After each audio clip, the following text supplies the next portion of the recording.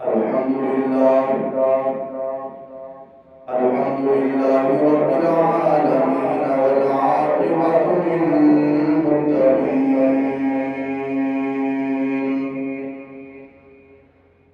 والصلاة والسلام على سيد الأنبياء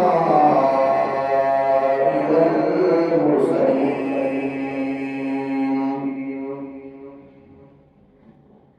وعلى آله وأصحابه وأزواجه وأهل بيته وعشيرته وأحبابه وكتابه وأولياء ملته وعلماء أهل السنة وجماعته أجمعين. أما بعد فقد قال الله تبارك وتعالى في الكلام البديع والفرقان الحميد. أعوذ بالله من الشيطان الرجيم. بسم الله الرحمن الرحيم.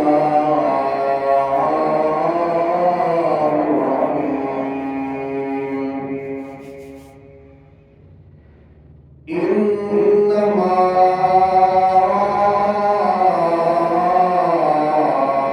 يريد الله ليذهب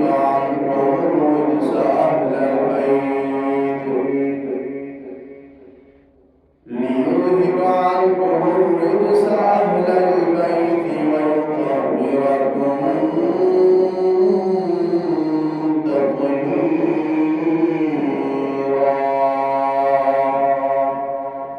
آمنت بالله صدق الله مولانا العظيم وصدق رسوله النبي الكريم الأمين. أما بعد فقد قال الله تبارك وتعالى في شان حبيبه مخبرا وآمرا: إن الله وملائكته يصلون على النبي يا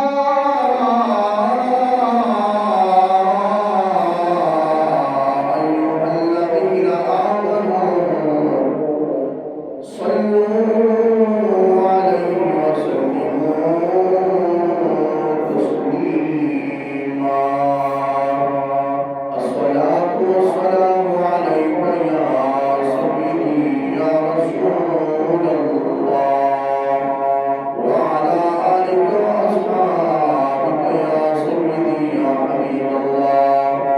الصلاة والسلام عليك يا سيدي يا قائد الغر المحجلين وعلى آلك وأصحابك يا سيدي يا راحة للعاشقين. بندائے پروردگار امت احمد نبی روزدار چار یارم کا اولاد علی مذہب حنفیہ دارم ملت حضرت خلیل خاک پائے غوث اعظم تیرے سایہ ولی امداد کن حضرت آزاد کن در دین و دنیا شاد کن یا غوث اعظم دستگیر گنج بخش فیض عالم مظہر نور خدا ناقصارا پیر کامل کاملارا رحمان.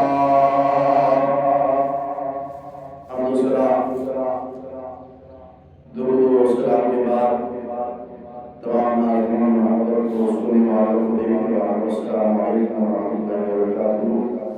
اللہ جل وعلا کا احسان زمین میں سے ہم سب کو شرف مخلوقات عطا فرمایا. نبی کریم اور رسول علیہ کو تسلیم کی امت کے پیدا فرما کر یہ انسانی رضی کو ساستدار فرمایا اور یہ کرمین صحابہ و اہل علماء ربانیین محمد سے ہمارے قلوب و اذہان کو منور فرمایا۔ احباب ذوالفقار، ماہ رمضان المبارک جاری و ساری ہے اور ماہ سیام کا دوسرا جمعہ مبارک پہلا عشرہ اور پہلے عشرے کی گھڑیاں ختم ہونے والی ہیں۔ آج 9واں روزہ ہے اور کثرت کے ساتھ یہ دعا پڑھے، اللہم اغفر وارحم وانت خیر الراحمین۔ اور آج کا دن جمعہ مبارک کا دن ہے۔ نبی کریم صلی اللہ علیہ وسلم نے ارشاد فرمایا کہ جمعہ کا دن مومن کے لیے عید کا دن ہے۔ عید کے دن بندہ خوش ہوتا ہے، خوشی مناتا ہے، اچھے کپڑے پہنتا ہے، خوشبو لگاتا ہے، نہاتا ہے، غسل کرتا ہے اور اللہ کے گھر کی طرف جاتا ہے۔ اسی طرح جمعہ کا دن بھی وہ دن ہے، سید الایام ہے۔ اس دن بھی بندہ اسی طرح کرتا ہے، اچھے کپڑے پہنتا ہے، خوشبو لگاتا ہے، غسل کرتا ہے، اللہ کی بارگاہ میں سر مسجود ہونے کے لیے آتا ہے۔ پھر وہ جمعہ جو ماہ سیام بھی آیا، جو ماہ رمضان بھی آیا، اس کی شان اور عظمت کا کیا عالم ہوگا۔ آج کا میرا موضوع سیرت مطہرہ سیدہ طیبہ طاہرہ عابدہ سیدۃ النساء فی العالمین سیدہ فاطمہ الزہرا سلام اللہ تعالی علیہا ہے۔ اللہ جل وعلا نے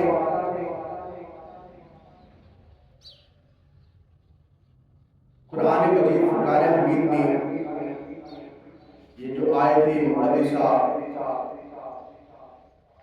نازل فرمائی کہ اہل بیت کی پاکی کا سرود اور آیت اور اہل بیت کی شان میں نازل ہوئی۔ اللہ رب العزت نے ارشاد فرمایا انما یرید اللہ لیذہب عنکم الرجس اہل البیت ویطہرکم تطہیرا۔ اللہ تو یہی چاہتا ہے کہ اے نبی صلی اللہ علیہ وسلم کے گھر والوں، تم سے ہر ناپاکی کو دور فرما دے، تمہیں پاک کر کے خوب سکھا کر دے۔ حضرت سیدہ النساء سیدہ فاطمہ الزہرا سلام اللہ تعالی علیہا نبی کریم صلی اللہ علیہ وسلم کی چھوٹی بیٹی اور چہیتی بیٹی ہیں۔ کون فاطمہ کہ جس کا والد امام الانبیاء، کون فاطمہ کہ جس کا شوہر امام الاولیاء،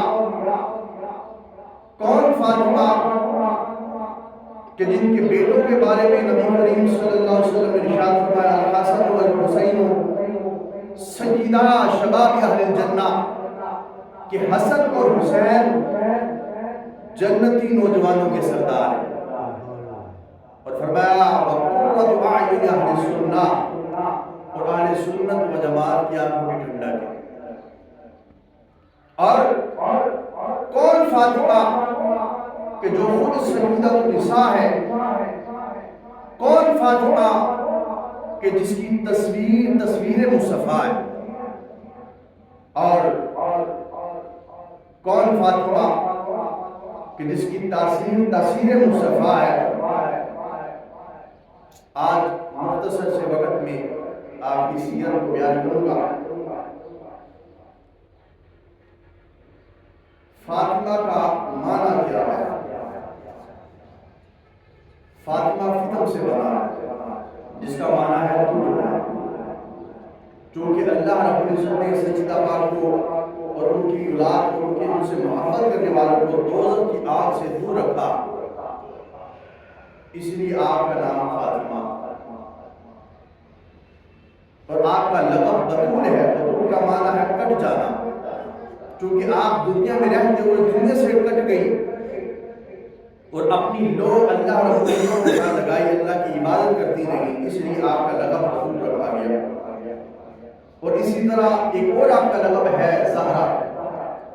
زہرا جنت کی کلی کو کہا جاتا ہے، چونکہ نبی کریم صلی اللہ علیہ وسلم آپ کو سونگتے تھے، آپ کی خوشبو لیتے تھے اور آپ سے جنت کی خوشبو آیا کرتی تھی، اس لیے آپ علیہ السلام سیدہ پاک کو سنا کرتے تھے، اس لیے آپ کا لقب زہرا بھی رکھا گیا۔ اور آپ نبوت کے پہلے سال پیدا ہوئی اور آپ کی والدہ حضرت ام المؤمنین سیدہ خدیجہ کبریٰ رضی اللہ تعالیٰ عنہ ہے۔ حضرت ام المؤمنین سیدہ عائشہ صدیقہ رضی اللہ تعالیٰ عنہ فرماتی ہیں کہ حضرت فاطمہ الزہرا سلام اللہ تعالیٰ علیہا سر سے لے کر پاؤں تک ہم شکل مصطفیٰ تھی، چال میں، ڈھال میں، وضع و قطع میں آپ علیہ السلام سے مشابہ تھی۔ تو اللہ رب العزت نے حضور علیہ السلام کی جیتی جاگتی تصویر بنا دی۔ علامہ محمد اقبال رحمۃ اللہ تعالی علیہ آپ فرماتے ہیں مریم از یک نسبت عیسیٰ عزیز، مریم از یک نسبت عیسیٰ عزیز، از سے نسبت حضرت زہرا عزیز۔ علامہ محمد اقبال رحمۃ اللہ تعالی علیہ فرماتے ہیں کہ حضرت مریم سلام اللہ تعالی علیہ حضرت عیسیٰ علیہ نبینا علیہ السلام کی نسبت سے بلند مرتبہ ہے، لیکن سیدہ فاطمہ الزہرا سلام اللہ تعالی علیہ آپ کی شان ایسی ہے کہ 3 نسبتوں کی وجہ سے آپ کو برتری حاصل ہے۔ وہ کیا ہے؟ آپ فرماتے ہیں کہ نور چشم رحمت للعالمین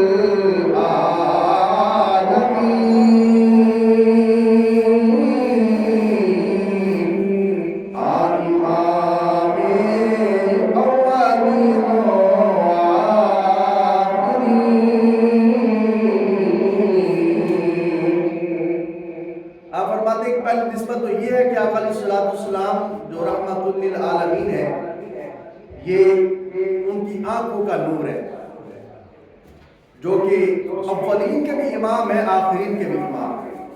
دوسری نسبت کیا ہے؟ بانوے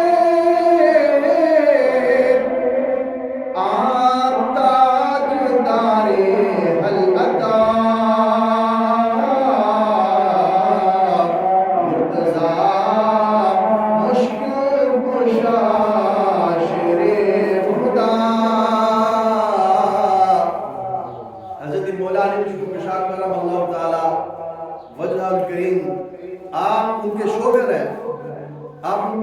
شوہر ہے، خاوند ہے، اس وجہ سے آپ کو دوسری نسبت ہے کہ آپ افضل ہیں۔ اور تیسری نسبت کیا ہے؟ مادرا مرکز پرکار عشق، مادرا قافلہ سالار عشق۔ اور حضرت فاطمہ الزہرا سلام اللہ تعالی علیہا آپ حضرت امام حسن اور حضرت امام حسین کی والدہ ہیں، اس وجہ سے آپ کو فضیلت حاصل ہے۔ اور فرماتے ہیں کہ رشتہ حق زنجیر پاس پاس فرمانے جناب مصطفیٰ، ورنہ گردے تربشے گردید میں سجدہ پر خاک پاشید میں۔ فرماتے ہیں اگر قرآن کا رشتہ میرے پاؤں کی زنجیر نہ بنتا اور آقا علیہ السلام کے فرمان میں ممانعت نہ ہوتی تو میں علامہ محمد اقبال میں تو سیدہ فاطمہ الزہرا سلام اللہ تعالی علیہا کے قبر کا طواف کرتا اور ان کی قبر کے ذروں پر سجدہ کرتا۔ فرماتے ہیں کہ میرے پاؤں میں زنجیر ہے شریعت کی، شریعت میں منع ہے، شریعت میں صرف اللہ کی بارگاہ میں سجدہ ہے، اور شریعت میں صرف کعبۃ اللہ کا طواف ہے۔ اسی لیے میں سیدہ پاک کے دروازے پر، سیدہ پاک کی تربت پر طواف بھی نہیں کر سکتا، اور آپ کی تربت پہ جا کے سجدہ بھی نہیں کر سکتا۔ کیسی شان ہے! فرماتے ہیں کہ 3 نسبتیں سیدہ پاک کو حاصل ہے۔ حضرت مریم سلام اللہ تعالیٰ علیہ کو ایک نسبت حاصل تھی کہ وہ عیسیٰ علیہ السلام کی والدہ ہیں، لیکن سیدہ پاک کو کتنی نسبتیں حاصل ہیں؟ 3 نسبتیں۔ پہلی کیا کہ وہ آقا علیہ السلام کی صاحبزادی ہیں، لفظ ذکر ہے۔ دوسری نسبت کیا ہے کہ وہ حضرت مولا علی شاہ کرم اللہ تعالیٰ وجہ الکریم کی زوجہ محترمہ ہے۔ اور تیسری نسبت کیا ہے کہ وہ حضرت امام حسن اور حضرت امام حسین رضی اللہ تعالیٰ عنہما کی والدہ۔ ایسی نسبت ہے آپ ایسے پابندیاں مسجداں واسطے نے، اور صرف بعد شادی بیاہ ہوئے، گھنٹے کھانا ہوئے نا، کنسرٹ وغیرہ ہوئے، اس کی پابندی کوئی نہیں، جتنے مرضی اس کی آوازیں چلاؤ، لیکن اللہ تعالیٰ کے گھر جو اذان دی آواز یا اصلاح امت کی آواز باہر نہ نکلے۔ کیوں جی؟ تو میں عرض کر رہا تھا انما یرید اللہ لیذھب عنکم الرجس اہل البیت ویطہرکم تطہیرا، کہ اللہ رب العزت کا ارادہ ہے، اللہ یہ چاہتا ہے کہ اے نبی صلی اللہ علیہ وسلم کے گھر والوں، اللہ رب العزت تم سے ہر قسم کی ناپاکی کو دور فرما دے اور تمہیں خوب ستھرا کر دے۔ تو یہ شان ہے آقا علیہ السلام کے گھرانے کی کہ سیدہ پاک سلام اللہ تعالیٰ علیہا کہ عصر کے وقت یا ظہر کے بعد حضرت امام حسین رضی اللہ تعالیٰ عنہ پیدا ہوئے، لیکن آپ عصر کی نماز بعد میں پڑھ رہی ہیں۔ اولاد جس وقت پیدا ہوتی ہے، بچہ جب پیدا ہوتا ہے، وہ قانون تو یہ ہے کہ عورت 40 دن تک ناپاک رہتی ہے، اس کے ایام نفاس جاری رہتی ہیں، 40 دن تک وہ ناپاک رہتی ہیں، لیکن اللہ کے حبیب کے گھر والوں کی شان یہ ہے کہ امام حسین رضی اللہ تعالیٰ عنہ پیدا ہو رہے ہیں اور بعد میں عصر کی نماز پڑھی جا رہی ہے۔ تو اس سے ثابت ہوا کہ آقا علیہ السلام کے گھرانے والے پاک ہیں، اور مولا علی شکر شاہ کرم اللہ تعالیٰ کے بارے میں ہے کہ آقا علیہ السلام نے ارشاد فرمایا کہ جنبی کو حکم ہے کہ وہ مسجد میں نہ آئے، ناپاک کو بندے کو حکم ہے کہ وہ مسجد میں آ کے نماز نہ پڑھے، نہ مسجد میں آئے، لیکن اے علی یہ تیرے لیے اور میرے لیے نہیں ہے، تو بھی پاک ہے، اللہ تعالیٰ نے مجھے بھی پاک کیا۔ اہل بیت کون ہے؟ اہل بیت 5 نفوس قدسیاں ہیں، نبی کریم صلی اللہ علیہ وسلم اور حضرت مولا علی شکر شاہ کرم اللہ تعالیٰ وجہ الکریم، حضرت سیدہ فاطمہ زہرا سلام اللہ تعالیٰ علیہا، حضرت امام حسن رضی اللہ تعالیٰ عنہ اور حضرت امام حسین رضی اللہ تعالیٰ عنہ۔ یہ 5 نفوس قدسیاں ہیں۔ آقا علیہ السلام نے چادر اوڑی، کالی کملی اوڑی اور فرمایا اے نبی کے گھرانے والوں ادھر چادر کے نیچے آ جاؤ۔ تو چادر کے نیچے مولا علی بھی آ گئے، حضرت فاطمہ زہرا سلام اللہ تعالیٰ علیہا بھی آ گئی، اور حضرت امام حسن اور حضرت امام حسین بھی آ گئے، اور اللہ کی بارگاہ میں ارشاد فرمایا عرض کی مولا تو نے یہ آیت مبارکہ نازل فرمائی ہے کہ اللہ نے ارادہ فرما لیا ہے کہ نبی کے گھرانے والوں کو خوب صاف ستھرا کر دیا اور ان سے ہر قسم کی ناپاکی کو دور کیا۔ یا اللہ یہ میرے اہل بیت، یہ میرے گھرانے والے ہیں، انہیں خوب ستھرا اور پاک کر دیا۔ تو یہ آیت مبارکہ نازل ہوئی ہے، اور حضرت انس بن مالک رضی اللہ تعالیٰ عنہ سے مروی ہے، فرماتے ہیں کہ 6 ماہ تک آقا علیہ السلام کا یہ معمول رہا کہ جب نماز فجر کے لیے گھر سے نکلتے تو سیدہ پاک کے گھر کے پاس رکتے اور اونچی آواز لگاتے کہ اے اہل بیت، اے اہل بیت اٹھو، نماز پڑھو، نماز قائم کرو۔ پھر یہ آیت مبارکہ تلاوت فرماتے انما یرید اللہ لیذھب عنکم الرجس اہل البیت ویطہرکم تطہیرا، کہ اللہ تو یہی چاہتا ہے کہ اے نبی کے گھر والوں تم ہر قسم کی ناپاکی کو دور فرما دے اور تمہیں پاک کر کے خوب ستھرا کر دے، تمہیں پاک کر کے خوب ستھرا کر دے۔ کہ ان کی پاکی کا خدائے پاک کرتا ہے بیان، ان کی پاکی کا خدائے پاک کرتا ہے بیان،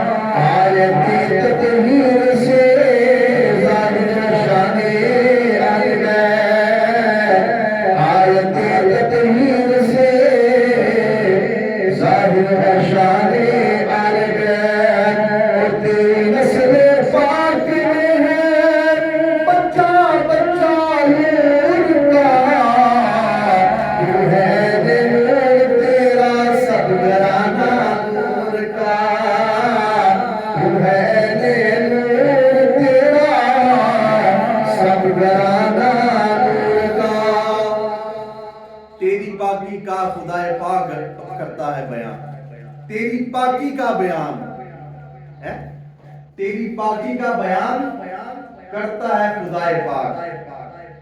آیت تطہیر ہے، اسے ظاہر ہے شان آل بیت. اور سید اعلیٰ سے فرماتے ہیں کہ تیری نسل پاک میں ہے بچہ بچہ نور کا. تو ہے نور تیرا، تو ہے نور تیرا، سب گھرانہ نور کا. تو ہے پڑھو، تو ہے نور تیرا. اے اہل بیت کا ذکر ہے. آقا علیہ الصلوۃ والسلام نے ارشاد فرمایا کہ جڑا بندہ ایک لمحے واسطے میرے اہل بیت کا ذکر کرتا ہے نا، میری اہل بیت نال محبت کرتا ہے، اللہ تعالیٰ انہوں ایک سال عبادت کا ثواب دیتا ہے. تو مل کے پڑھو نا کہ تو ہے نور تیرا، تو ہے نور تیرا، سب گھرانہ نور کا. تو ہے نور تیرا، سب گھرانہ نور کا. نبی کریم علیہ الصلوۃ والسلام نے ارشاد فرمایا فاطمہ بنات منی فمن احمدها احمدنی. فاطمہ میری ذات کا حصہ ہے، میرے جگر کا ٹکڑا ہے، اور جس نے فاطمہ کو سلام اللہ تعالیٰ علیہ کو نواز کیا، گویا اس نے مجھے نواز کیا. اس میں کتنی بڑی بڑی ہے. آقا علیہ الصلوۃ والسلام کا فرمانا یہ فرمانا فاطمہ کے بارے میں کہ فاطمہ میرے جگر کا ٹکڑا ہے. اے لوگوں، میرے بچوں سے پیار کرو، میری آل سے پیار کرو، میری آل بیت کے ساتھ محبت کرو، میری آل بیت کے ساتھ محبت کرو. پھر اللہ نے کہا لاکھوں ارشاد فرماتا ہے کہ اے ایمان والو، تم پر میں نے اپنے محبوب صلی اللہ علیہ وسلم کی آپ کی محبت بھی نہیں بلکہ محبت فرض کر دی. اب محبت اور محبت کے کیا فرق ہے؟ اب چلے امام غزالی کے پاس چلتے ہیں، امام غزالی کے دروازے پر دستک دیتے ہیں. اے امام غزالی بتائیں تو صحیح کہ محبت اور مودت میں کیا فرق ہے؟ محبت کسے کہتے ہیں، مودت کسے کہتے ہیں؟ آپ فرماتے ہیں اے لوگوں، محبت اسے کہتے ہیں کہ جس طرح ایک مینڈک کو پانی کے ساتھ محبت بھی ہے، پیار بھی ہے، اور خشکی سے ان کے ساتھ بھی پیار ہے. وہ پانی میں بھی رہ سکتا ہے، خشکی میں بھی رہ سکتا ہے. یہ پیار ہے کہ وہ پانی کے بغیر بھی رہ سکتا ہے، خشکی کے بغیر بھی رہ سکتا ہے. کبھی کبھی وہ پانی میں رہتا ہے، کبھی کبھی وہ خشکی میں رہتا ہے. اس کو محبت کہا جاتا ہے. اے امام غزالی بتائیں تو صحیح آپ محبت کسے کہتے ہیں؟ آپ فرماتے ہیں محبت یہ چیز ہے کہ جس طرح مچھلی کو پانی کے ساتھ ہوتی ہے، یہ مچھلی مر تو جاتی ہے لیکن پانی سے جڑا نہیں ہوتی. اگر مچھلی کو پانی سے نکال دیا جائے تو مر جاتی ہے، خشکی اس کو میسر نہیں آتی. آپ فرماتے ہیں اسی طرح اہل بیت کی محبت تھی. اہل بیت کی مدد جب محبت فرض کی گئی کہ تم اگر مر سکتے تو مر جاؤ، لیکن میری اہل بیت کا دامن نہیں چھوڑنا، اہل بیت کا دامن نہیں چھوڑنا، اہل بیت کے ساتھ محبت کرنا نہ چھوڑنا بلکہ مدد کرنا. اسی طرح علیہ الصلوۃ والسلام نے ارشاد فرمایا اے میری امت، فاطمہ میرے جگر کا ٹکڑا ہے، فاطمہ میرے جگر کا ٹکڑا ہے، اس کے ساتھ پیار کرو، محبت کرو. کیونکہ جس نے اس کو نواز کیا اس نے میری محبت کو نواز کر دیا. اور اللہ رب العزت ارشاد فرماتا ہے جس نے اللہ اور اللہ کے رسول کو اذا دی میں اس کے ساتھ اعلان جنگ کرتا ہوں. جس نے اللہ اور اللہ کے رسول کو ایذا دی، تکلیف پہنچائی، تو میں اس کے ساتھ کیا کرتا ہوں؟ اعلان جنگ کرتا ہوں. تو آپ خود اندازہ لگائیں کہ آقا علیہ الصلوۃ والسلام نے اپنی امت پر اہل بیت کی محبت کیوں فرض کی اور کس قدر فرض کی. اور فرمایا کہ میری اہل بیت کے ساتھ پیار کرو. اور فرمایا کہ جو بندہ اہل بیت کے ساتھ محبت نہیں کرتا، مات علی بغض آل محمد مات کافرا. تفسیر کبیر میں ہے. آقا علیہ الصلوۃ والسلام نے ارشاد فرمایا کہ جو بندہ میری اہل بیت کے بغض میں مرا وہ کافر ہو کے مرا. وہ بولے کافر ہو کے مرا. وہ جو محبت کر کے مرا اس کے ساتھ کیا ہوا؟ نبی کریم علیہ الصلوۃ والسلام نے ارشاد فرمایا من مات علی حب محمد مات مومنا، من مات علی حب محمد مات مغفورا، من مات علی حب محمد مات مغفورا، من مات علی بغض محمد مات کافرا، من مات علی حب محمد مات فی سبیل الجماعت. نبی کریم علیہ الصلوۃ والسلام نے ارشاد فرمایا اے لوگوں، اے ایمان والو، جو بندہ میری اہل بیت کے ساتھ محبت کر کے مرا وہ شہید مرا، مات مغفورا، من مات علی حب محمد مات مومنا. جو بندہ میری اہل کے ساتھ محبت کر کے مرا ایمان والا ہو مرا، من مات علی بغض محمد مات کافرا. جو بندہ پڑا، جو بندہ میری آل کی محبت میں مرا وہ سنیوں کی طرح آج سنت و جماعت کا لفظ آیا ہے، تفسیر کبیر میں حدیث مبارکہ موجود ہے۔ اور ایک اور حدیث مبارکہ نبی کریم علیہ السلام نے ارشاد فرمایا کہ ایک بندہ روزے کی حالت میں ہے، روزہ رکھا ہوا ایک بندے نے، اور مسجد حرام میں جہاں پر کعبۃ اللہ موجود ہے اور رکن یمانی اور مقام ابراہیم کے درمیان نفل پڑھ رہا ہے۔ رکن یمانی کا بڑا مرتبہ ہے، رکن یمانی اور مقام ابراہیم کے درمیان نفل پڑھ رہا ہے اور روزے کی حالت میں ہے، اور حضور نے فرمایا اس بندے کے دل میں میری آل کی محبت نہیں ہے تو اس کا ٹھکانہ جہنم ہے۔ روزے کی حالت کتنی عظیم حالت ہے کہ اللہ تعالیٰ فرماتا ہے الصوم لی وانا اجزی بہ، روزہ میرے لیے ہے، اس کی جزا بھی میں ہی دوں گا۔ اور کتنی اہمیت ہے کہ بندہ جس وقت روزہ رکھتا ہے اس کے اللہ رب العزت فرماتا ہے کہ اس کے منہ کی جو بو ہے نا وہ مجھے مشک اور عنبر سے زیادہ اچھی لگتی ہے۔ اور کعبہ اللہ کا جو بندہ طواف کرتا ہے، جو حجر اسود کو دیکھ لیتا ہے، استلام کرتا ہے یا چومتا ہے تو حجر اسود اس کے سارے گناہ چوس لیتا ہے، اس کو اس طرح بنا دیتا ہے کہ وہ ابھی ماں کے پیٹ سے نکلا ہے۔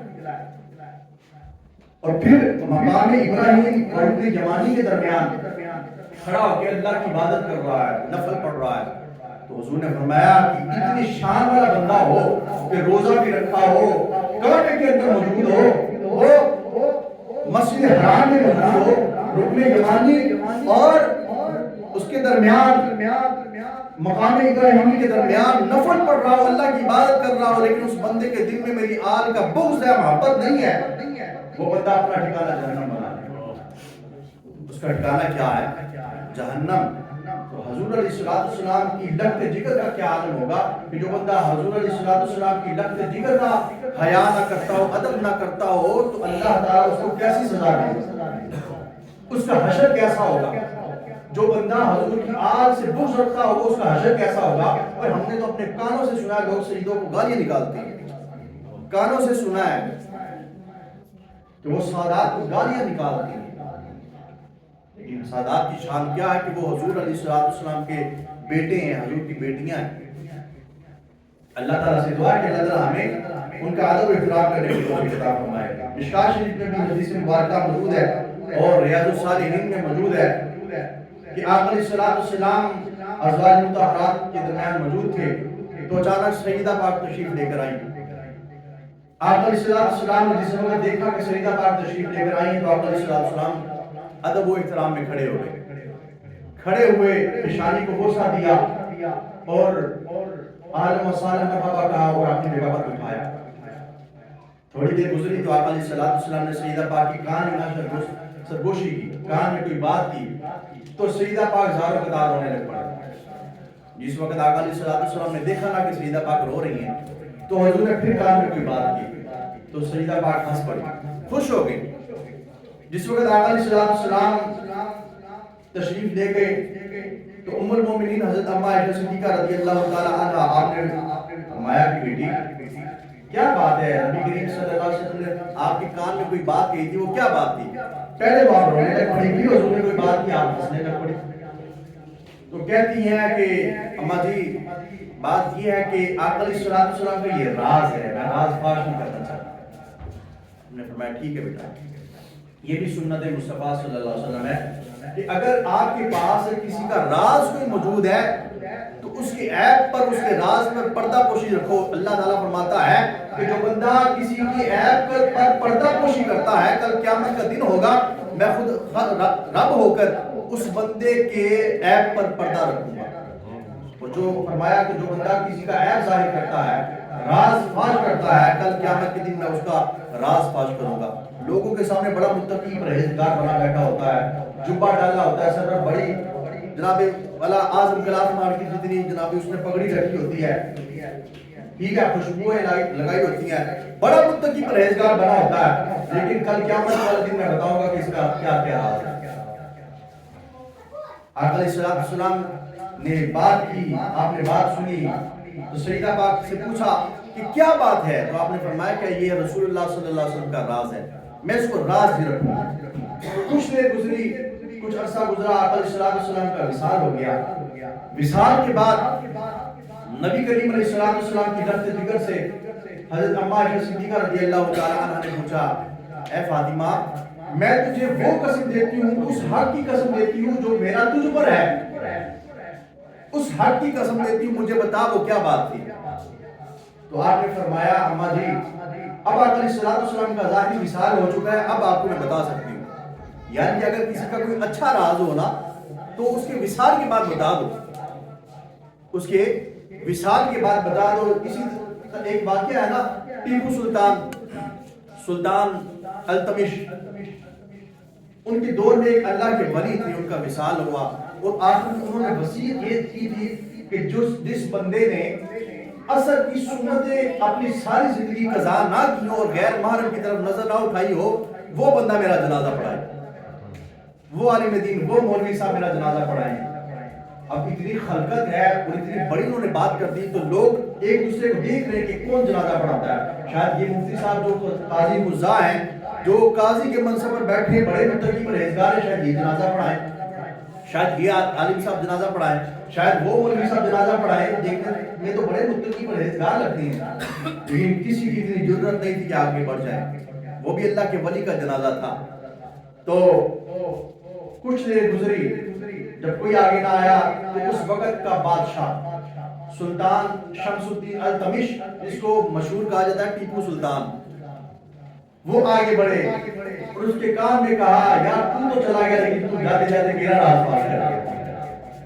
کیا فرماتے کہ میں نے کبھی پوری زندگی اثر کی سنت قضا نہیں کی، ہے غیر مقتدہ ہے، اس کی تاکید نہیں کی گئی، لیکن حکم ہے اگر پڑھ لو تو ثواب ہے، نہ پڑھو تو گناہ نہیں۔ اثر کی 4 سنتیں اور عشاء کی پہلی 4 سنتیں۔ تو فرمایا کہ جاتے جاتے تو چلا گیا لیکن جاتے جاتے میرا راز پاس کر گیا۔ میں نے کبھی سنتیں نہیں چھوڑی، میں نے کبھی غیر محرم کی طرف نظر اٹھا کے نہیں دیکھا۔ تو آج کے حکمرانوں کو دیکھ لیں، آج کے حکمرانوں کو دیکھ لیں کیا حال ہو چکا ہے۔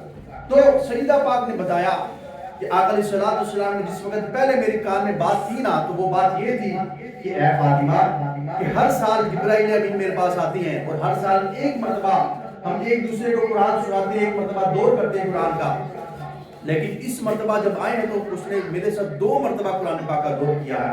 مجھے یوں لگتا ہے کہ میرے وفات کا وقت قریب آ گیا۔ تو آپ فرماتی کہ میں نے رونا شروع کر دیا۔ جس وقت آقا علیہ السلام نے دیکھا کہ سیدہ پاک رو رہی ہیں، میرے جگر کا ٹکڑا رو رہا ہے، تو آپ نے فرمایا کہ آقا علیہ السلام نے پھر میرے کان میں بات کی۔ وہ بات کیا تھی کہ اے فاطمہ کیا تو اس بات پر راضی نہیں ہوتی کہ اللہ تعالیٰ نے تجھے جنتی عورتوں کی سردار بنا دیا، جنتی مومنوں کی عورتوں کی سردار بنا دیا ہے؟ اور ایک روایت میں جو کہ میں نے پڑھی ادھر ریاض الصالحین میں پڑھی، آقا علیہ السلام نے فرمایا کہ اے فاطمہ کیا تو اس بات پر خوش نہیں ہوتی کہ میرے بعد میرے گھرانے والوں میں سے، میرے گھر والوں میں سے سب سے پہلے تو مجھ سے ملاقات کرے گی۔ 6 ماہ گزرے تو سیدہ پاک رخصت ہوگی، سیدہ پاک کا انتقال ہو گیا۔ تو یہ آقا علیہ السلام کا علم غیب بھی تھا کہ آقا علیہ السلام نے اپنے وصال کی خبر بھی دے دی اور یہ بھی بتا دیا کہ اے فاطمہ تو جنتی عورتوں کی سردار ہے۔ یہ بھی بتا دیا کہ اے فاطمہ میرے جانے کے بعد سب سے پہلے تیری ملاقات میرے ساتھ ہوگی۔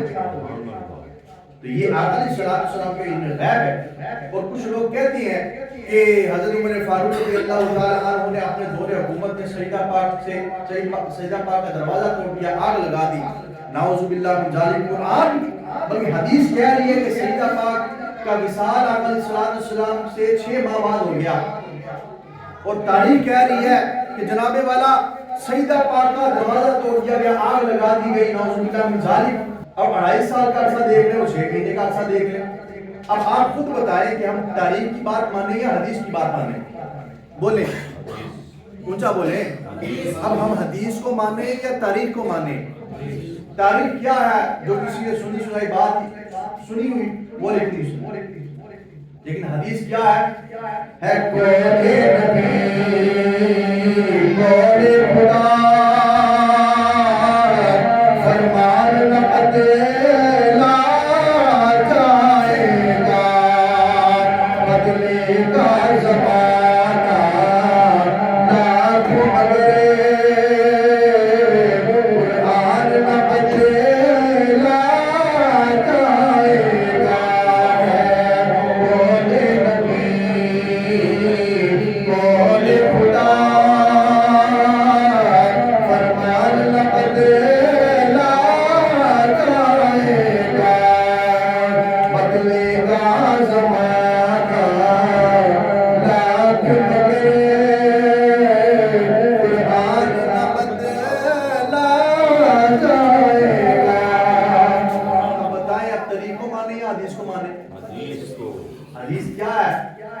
علیہ السلام نے اپنی زبان اقدس سے نکال دیا، اللہ نے اس کو اپنا کرم بنا دیا۔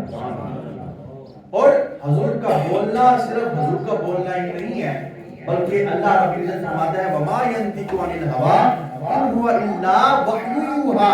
اے حبیب صلی اللہ علیہ وسلم، اے لوگو میرا حبیب اپنی مرضی سے کلام نہیں کرتا، جو میں اس کی طرف وحی کرتا ہوں وہ وہی بولتا ہے، جو میں اس کی طرف القاء کرتا ہوں، جو میں اس کی طرف بھیجتا ہوں، جو میں اس پر نازل کرتا ہوں، میرا حبیب وہی بولتا ہے۔ تو یہ فرمان مصطفیٰ۔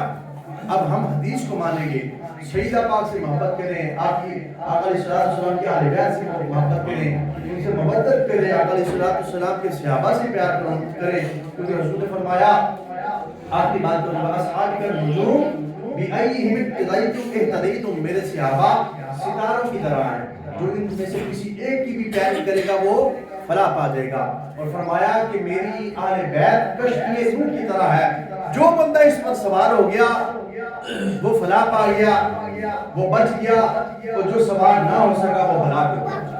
لہٰذا ملاح کو ضرورت ہوتی ہے ستاروں کی بھی اور کشتی کی بھی، کہ بندہ جس وقت ملاح جس وقت کشتی میں بیٹھتا ہے تو وہ ستاروں کی چال کی مدد سے اپنی منزل کی طرف پہنچتا ہے۔ اسی طرح حضور نے فرمایا کہ میری اہل بیت کی کشتی میں بیٹھ کر میرے صحابہ کی پیروی کرو، فلاح پا جاؤ گے۔ تمہارا یہ رستہ، تمہاری منزل، تم مجھ تک پہنچ جاؤ گے، منزل مقصود تک پہنچ جاؤ گے۔ جب تم مجھ تک پہنچ گئے تو میں تمہارا ہاتھ پکڑ کر اللہ کی بارگاہ میں پیش کروں گا۔ اللہ تعالیٰ سے دعا ہے کہ اللہ تعالیٰ ہمیں اہل بیت کے ساتھ اور صحابہ کے ساتھ محبت کرنے کی توفیق عطا فرمائے۔ وآخر دعوانا ان الحمد للہ رب العالمین۔